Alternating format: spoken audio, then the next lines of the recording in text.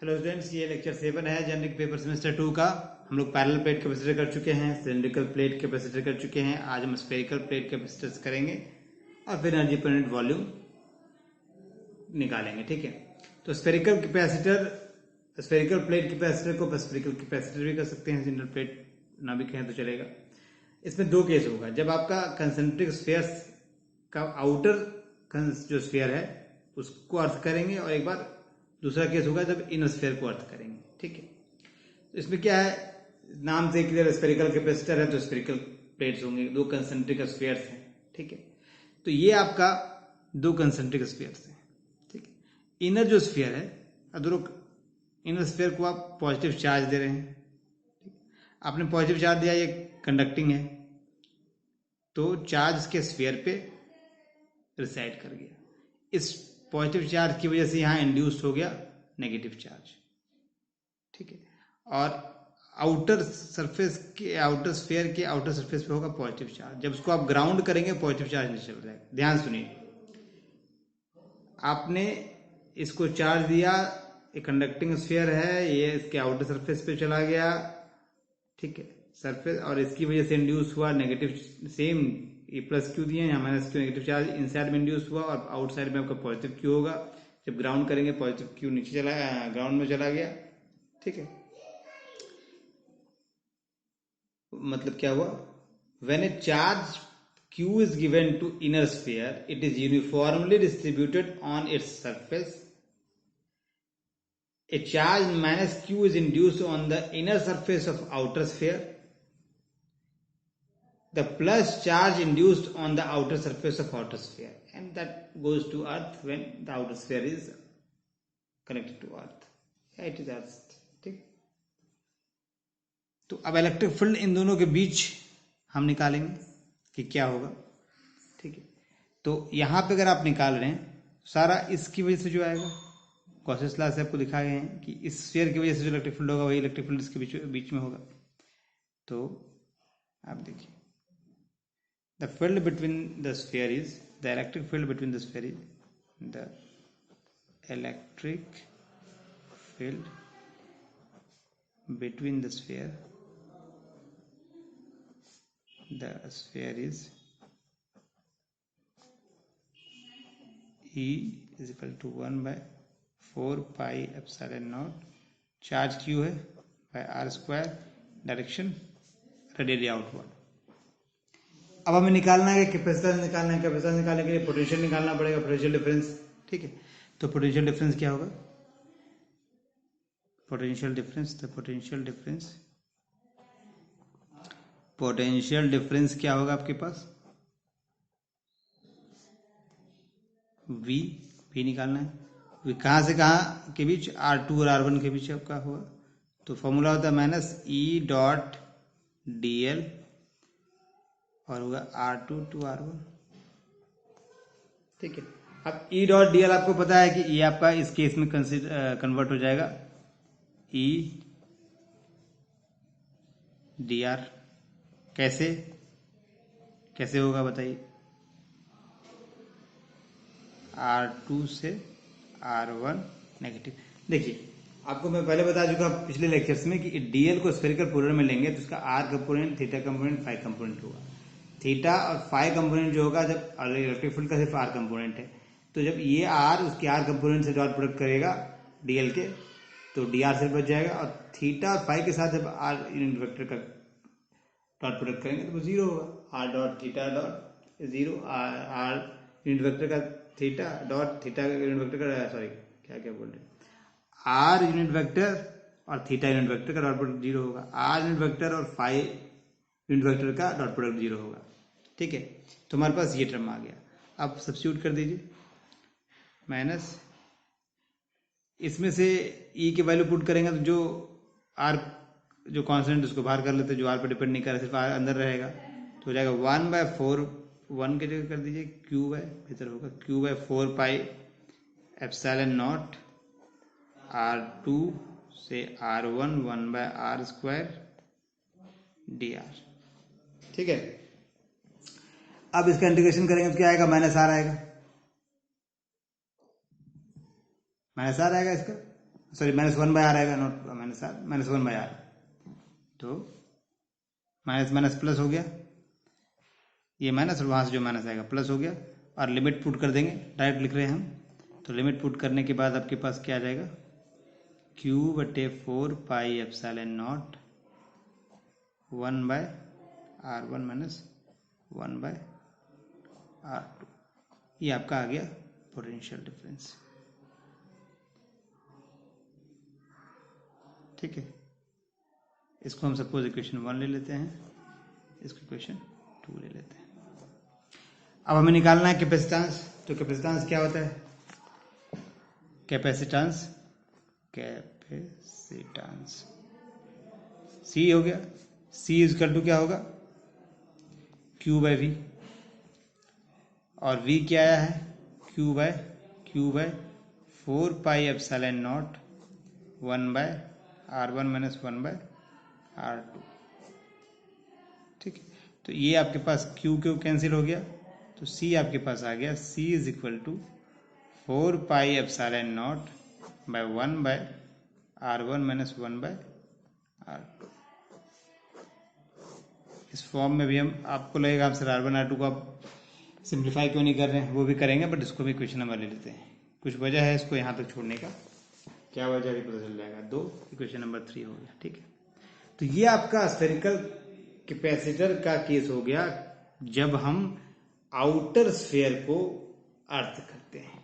ठीक है, इसको आप थोड़ा सा सजा के लिखना चाहें, सिंप्लीफाई करके लिखना चाहें तो ऐसे लिख सकते हैं, 4πε0 r1 r2 bye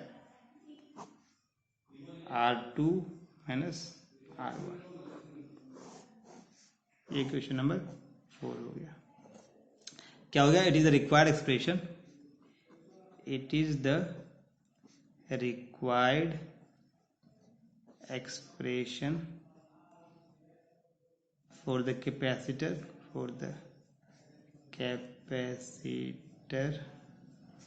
of a spherical capacitor when outer sphere is earthed, यहाँ एक और पॉइंट डिस्कस करना है, डिस्कशन करते हैं।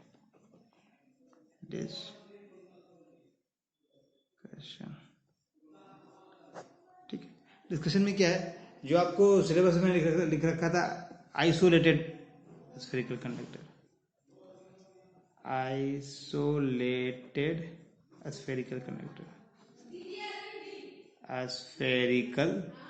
Conductor, isolated spherical conductor. ठीक है, तो आपका आइसोलेटेड स्फेरिकल कंडक्टर जो है, अब क्या है, ऊपर वाले केस में मान लीजिए ये आपका इनर स्फीयर था। ठीक है, और यहाँ पे पॉजिटिव चार्ज आया था जब मैंने चार्ज प्लस क्यू आया है, और आउटर स्फीयर जो नेगेटिव वाला है यहाँ पे, अगर उस आउटर स्फीयर को हम इन्फिनिटी पे ले जाएं, ठीक है, जो ग्राउंड किए थे आउटर स्फीयर जो है कंसेंट्रिक आउटर स्फीयर, उसको हम इन्फिनिटी पे ले जाएं। ठीक है, ये एज्यूम करें कि हमारा जो नेगेटिव प्लेट है स्फेरिकल वो इन्फिनिटी पे, तो सिर्फ हमारे पास क्या बच जाएगा, ये बच जाएगा आइसोलेटेड स्फेरिकल कंडक्टर। तो ये भी एक एज ए कैपेसिटर काम करेगा। तो इसमें क्या कर रहे हैं, क्या, व्हेन R2 जो है गोज टू इन्फिनिटी, ऊपर वाला स्फेरिकल केस कब आइसोलेटेड स्फेरिकल कंडक्टर के रूप में बन जाएगा, जब R2 को ऑफ इन्फिनाइट, मतलब जो नेगेटिव प्लेट वाला स्फीयर है उसको आप इन्फिनिटी पे ले रहे हैं। ठीक है, that is negative concentric sphere is assumed to be at infinity। ठीक, तो उस केस में इसका कैपेसिटर क्या हो जाएगा, capacitor from equation 3, then therefore from equation 3 क्या हो जाएगा, फ्रॉम इक्वेशन 3 में आप ये R2 को इन्फिनिटी पुट कर दीजिए, तो क्या रहेगा, C is equal to 4 pi epsilon naught बटे 1/r1 माइनस 1/infinity। ये क्या 1/infinity 0 हो जाएगा, ठीक है, r1 ऊपर चला जाएगा, ये आपका r1 है। तो आपके पास आइसोलेटेड स्फेरिकल कंडक्टर का कैपेसिटेंस क्या हो जाएगा? So therefore C is equal to 4 pi epsilon naught r1। ये capacitance, it is the capacitance of isolated spherical conductor, ठीक, ये हो गया। अब सेकंड केस हमारे पास क्या था, जब इनर स्फीयर को अर्थ करते हैं, when inner surface is inner sphere is, लिखे इनर स्फीयर इज अर्थड, ठीक, इनर स्फीयर को अर्थ करते हैं। केस वही ले रहे हैं, दो कंसेंट्रिक स्फीयर्स हैं और हमने क्या किया है, चार्ज था, तो चार्ज आपके ये इनर स्फीयर है, इसको आप अर्थ कर रहे हैं, ये नेगेटिव चार्ज हो जाएगा यहाँ पे, इसको आपने अर्थ कर दिया है, और ये पॉजिटिव चार्ज है।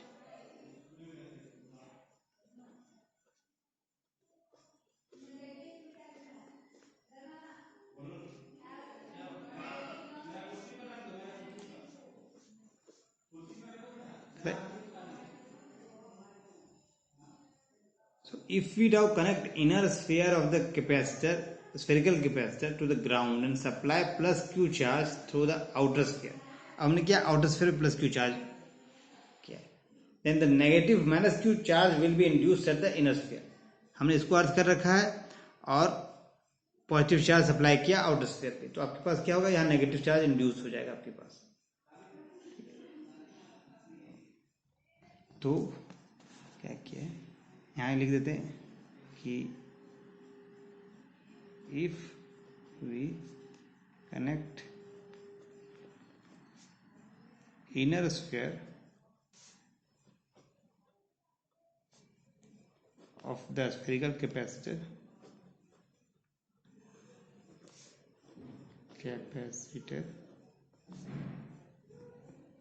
to the ground and plus Q charge is supplied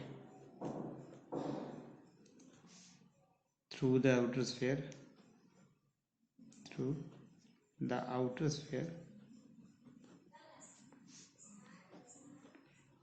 sphere, then charge minus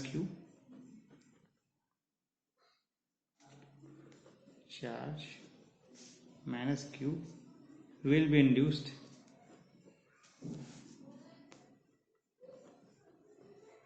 at the inner sphere,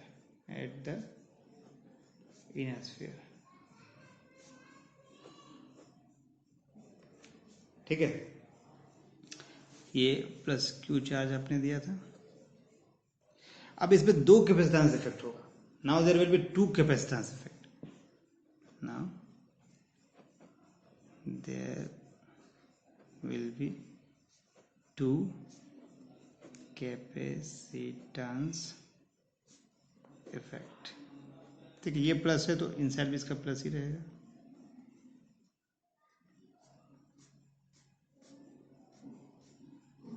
और इनसाइड प्लस रहेगा तो वहाँ नीचे अंदर वाले में नेगेटिव इंड्यूस होगा। पहला इफेक्ट क्या हो गया, आउटर स्फीयर जो है वो एज आइसोलेटेड स्फेरिकल कंडक्टर की तरह ट्रीट करेगा, द आउटर सरफेस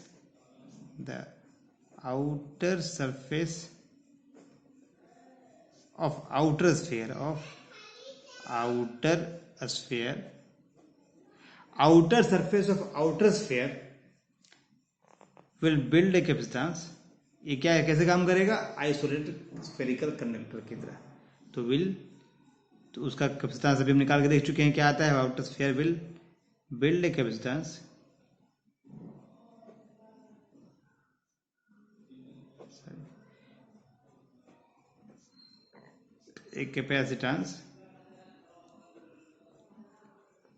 C1। अभी क्या निकाला था हमने आइसोलेटेड के केस में, 4 पाई एप्सिलॉन नॉट, और इसका रेडियस मैंने लिखा नहीं, लिख देता हूँ। इनर का R1 ले रहे हैं, आउटर का R2 ले रहे हैं, ठीक। इनर का रेडियस R1 है, आउटर का R2 है। तो आपके पास ये आइसोलेटेड वाला आउटर वाला तो हो जाएगा 4 पाई R2, ठीक। इस चार्ज की वजह से, जो बाहर चार्ज है उसकी वजह से, जो ये कंडक्टिंग स्फीयर की तरह कैसे काम कर रहा है, आइसोलेटेड स्फेरिकल कंडक्टर की तरह। तो उसका कैपेसिटेंस हमने क्या निकाला था, 4 pi epsilon not radius of that sphere. और सेकेंड जो कंट्रीब्यूशन आ रहा है वो आ रहा है the outer surface of the inner sphere, the outer surface of the inner surface of the inner sphere will build capacitance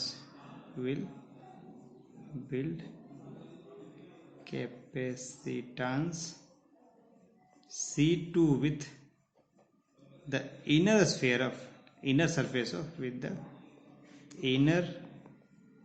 surface of the outer sphere। एक तो outer sphere का जो आउटर चार्ज है उसकी वजह से आप आइसोलेटेड स्फेरिकल कंडक्टर से बिहेव किया और कैपेसिटेंस C1 आया। अब जो आपका इनर स्फीयर ये है, ये और इसके आउटर स्फीयर का इनर सरफेस मिलके, इसका आउटर सरफेस इसका इनर सरफेस मिलके एक जो कैपेसिटर बनाएगा, वो स्फेरिकल कैपेसिटर जो भी हमने निकाला था आउटर स्फीयर वाला केस में सिमिलर होगा आपका, ठीक है। तो उसकी वजह से कैपेसिटेंस C2 आएगा, उसको हम लिखेंगे, मतलब जो आपका जैसे आपका आउटर सरफेस जब अर्थ था जो केस आया था वही आएगा, C2 4 pi epsilon naught R1 R2 by R2 minus R1। ये आपका हो गया सेकेंड केस। अब दोनों कॉम्बिनेशन आपका होगा यहाँ पे, देखिए आउटर जब आपने, ये आपका आइसोलेटेड स्फीयर की तरह काम कर रहा है और ये इसका कॉम्बिनेशन स्फेरिकल कैपेसिटर की तरह काम कर रहा है, जो कि हम पहला केस किए थे जब हम आउटर सरफेस को अर्थ कर दिए थे। तो ठीक, ये इससे फर्क नहीं पड़ता कि नेगेटिव यहाँ है कि नेगेटिव यहाँ है, नेगेटिव पॉजिटिव प्लेट है, दो पॉजिटिव सरफेस है, तो हमारे पास so therefore the net capacitance, so resultant capacitance जो आएगा आपके पास, रिजल्टेंट कैपेसिटेंस क्या आएगा, C2 is equal to C1 plus, sorry C2 नहीं लिखिए, इसको हम C लिख देते हैं, C is equal to C1 plus C2, और C1 क्या आया था 4 pi epsilon naught R2 plus 4 pi epsilon naught R1 R2 by R2 minus R1। अब इसको आप सॉल्व करेंगे तो आपके पास आएगा, सॉल्व करके देख लीजिए, डायरेक्ट लिख रहा हूँ, इसको एलसीएम ले लीजिए, इसको मल्टीप्लाई कीजिए, तो R2 R1 वाला जो है वो कैंसिल हो जाएगा और R2 स्क्वायर वाला टर्म बचेगा, तो ये बचेगा 4 pi epsilon naught R2 square by R2 minus R1। ये आपका कैपेसिटेंस हो गया, रिजल्टेंट कैपेसिटेंस, जबकि आपका कंसंट्रिक स्फीयर में इनर सरफेस जो होगा वो अर्थ होगा, तो इनर स्फीयर जो होगा वो अर्थ होगा, तो कैपेसिटेंस